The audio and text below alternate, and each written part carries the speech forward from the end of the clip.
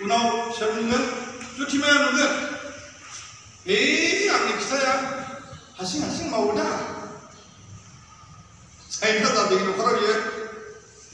जेबो मिथिहो आंनो जेब्ला माबा जाबाय समस्या जाबाय अब्ला मिथिहोयो एक्सपिरियेन्स गथ' गथाय खांदो सनानि संसार जादो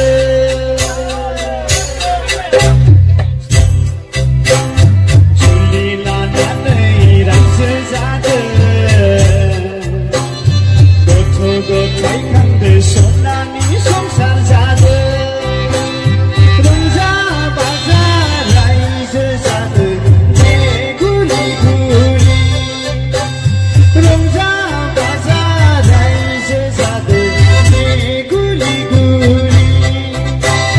जुलि लानानै रायजो जादो गथ' गथाय खांदो सनानि संसार जादो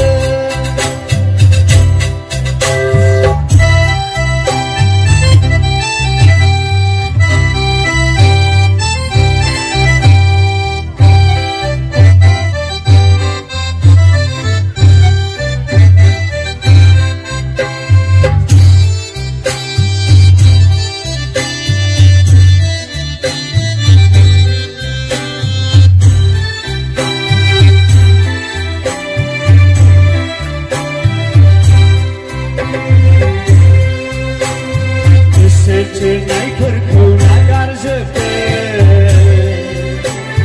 दं नाम्बार दंब्ला दाननानै लाखादो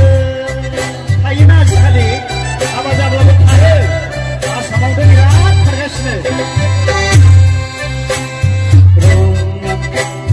गोसो थोनायफोरखौ नागारजोबदो दं नाम्बार दंब्ला दाननानै लाखादो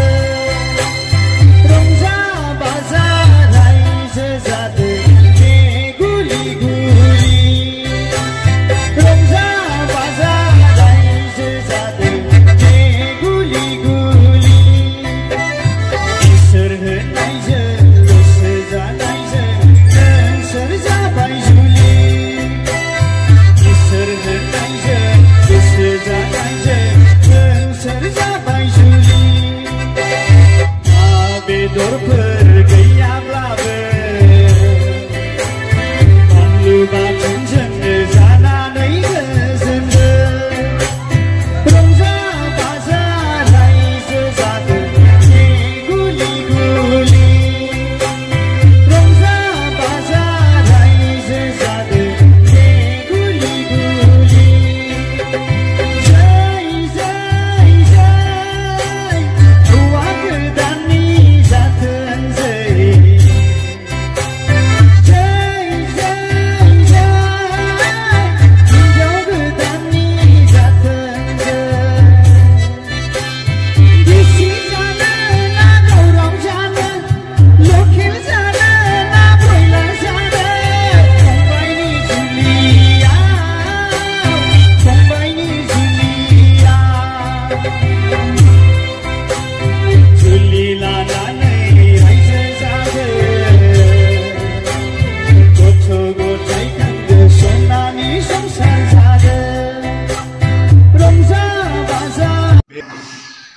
खामानि मावगोन आंनि जिउ फैफिनगोन